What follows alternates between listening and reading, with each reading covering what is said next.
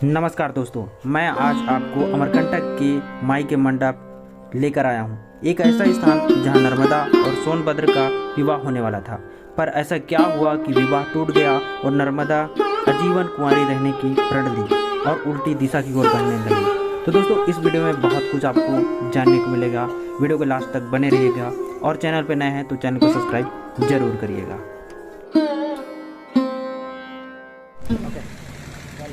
Hello दोस्तों, मैं किसान सारी मानव सबको स्वागत करता हूँ एक और नए वीडियो में।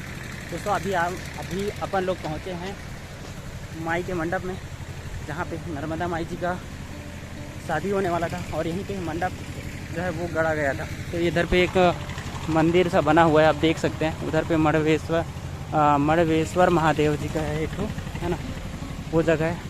और ये लोकेशन देखो भाई, बहुत ही ज़्यादा तगड़ा जगह है, मतलब मज़ेदार है भाई। ये लोकेशन इतना ज़्यादा तगड़ा है ना कि क्या ही बताएं। जहाँ से आपको देखने को मिलेगा यार पानी बहता हुआ, और वहाँ तक जाने के लिए जो नदी है वो क्रॉस करना पड़ेगा। चलिए चलते हैं, क्रॉस करते हैं। पहले शूज़ उतारते हैं यहाँ पे।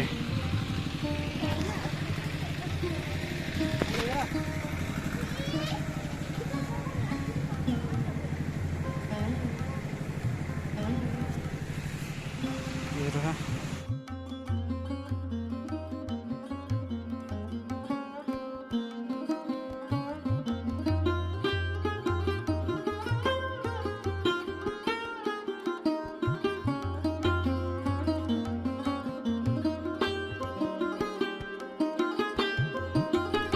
नर्मदा और सोनभद्र का विवाह इस तरह तय हुआ। मान्यता है कि नर्मदा नदी राजा मैखल की पुत्री थी। जब नर्मदा विवाह योगी हुई तो पिता मैखल ने राज्य में उनके विवाह की घोषणा की। साथ ही यह भी कहा कि जो भी व्यक्ति गुलबकावली का फूल लेकर आएगा, राजकुमारी का विवाह उसी के साथ होगा। इसके बाद कई राजकुमार आए, लेकिन कोई भी गुलबकावली लाने की शर्त पूरी नहीं कर सका। मगर राजकुमार सोनभद्र ने गुलबकावली का फूल लाने की पूरी कर दी। इसके बाद नर्मदा और सोनभद्र का विवाह तय हो गया। तो कहानी यहीं ही खत्म नहीं होती है, वो आगे भी चलती रहती है। तो अभी चलते हैं गुफा की तरफ और आगे कहानी आपको थोड़ी देर पर बताते हैं। तो भाई यहाँ पे नीचे में गुफा भी है, तो चलिए चलते हैं नीचे गुफा की ओर। और काव्या इधर आओ, इधर आओ। तो कुछ बढ़िया जगह है यार, एकदम पहली बार देखा कि भाई कुछ इस तरीके से एक जगह भी है। और ये बाप रे, फर्स्ट टाइम मैं ऐसे जगह में आया हूँ जहाँ पे गुफा भी देखने को मिलेगा। और ये जो गुफा है वो नीचे की ओर है। तो यहाँ का भी कहानी कुछ अलग ही है, जो कि मैं आपको वॉइस ओवर में बताऊँगा, या तो फिर सीधे इसी जाते जाते हुए बताता हूँ। तो भाई अभी अपन हैं माई के मड़वा में, पहली बार आए हैं यहाँ पे। तो और एक बार आया था तो आधा दूर तक से ही लौट के चले गए थे। बाकी पता था कि थोड़ी दूर के बाद फिर ये जो है माई का मड़वा पड़ने वाला है। बाकी अपन लोग आए नहीं, क्योंकि इस बार आए हैं। कुछ इस तरीके से एक नीचे जाने के लिए सीढ़ी बना हुआ है, वहाँ से जा रहे हैं अभी गुफा तक। और गुफा से है जो है दर्शन करेंगे, फिर जाएंगे अपने घर की तरफ। लेकिन यहाँ का जो कहानी है वो चीज़ मैं आपको विस्तार से बताता हूँ। तो कहानी की शुरुआत करते हैं फिर से। राजा मैखल ने जब राजकुमारी नर्मदा और राजकुमार सोनभद्र का विवाह तय किया तो राजकुमारी की इच्छा हुई कि वह एक बार सोनभद्र को देख लें। इसके लिए उन्होंने अपनी सहेली जोहिला को राजकुमार के पास अपने संदेश देकर भेजा। लेकिन काफ़ी समय बीतने के बाद सहेली जोहिला वापस नहीं आई। इसके बाद राजकुमारी को चिंता होने लगी और वह उसकी खोज में निकल गई। खोज करते हुए वह सोनभद्र के पास पहुंची और वहां जोहिला को उनके साथ देखा। यह देखकर उन्हें अत्यंत गुस्सा आया। इसके बाद ही उन्होंने आजीवन कुंवारी रहने का प्रण ले लिया और वह उल्टी दिशा पूर्व से पश्चिम में चल पड़ी।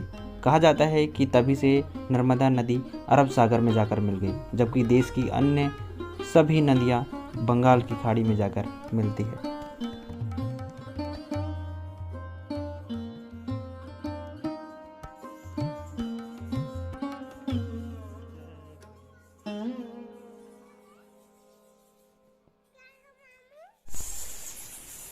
अरे बाप रे,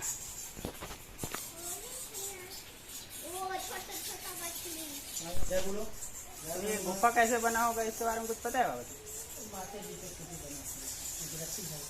अच्छा, गुजराती है।